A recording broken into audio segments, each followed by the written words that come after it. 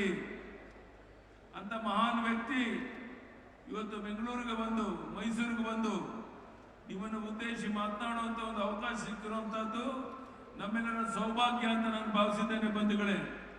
ಅದೇ ರೀತಿ ಮಾನ್ಯ ಮಾಜಿ ಪ್ರಧಾನಿಗಳಾದಂಥ ಎಚ್.ಡಿ. ದೇವೇಗೌಡರು ಸಹ ಈ ಸಂದರ್ಭ ಉಪಸ್ಥಿತಿರುವಂತಹದ್ದು.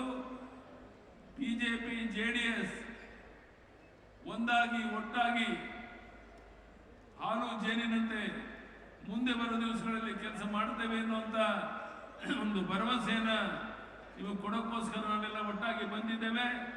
ಬಹುಶಃ ಬರುವಂತ ದಿವಸಗಳಲ್ಲಿ ಈ ಜೆಡಿಎಸ್ ಬಿಜೆಪಿ ಹೊಂದಾಣಿಕೆಯನ್ನು ತಡೆಯೋದಕ್ಕೆ ಯಾರಿಂದೂ ಸಾಧ್ಯ ಇಲ್ಲ.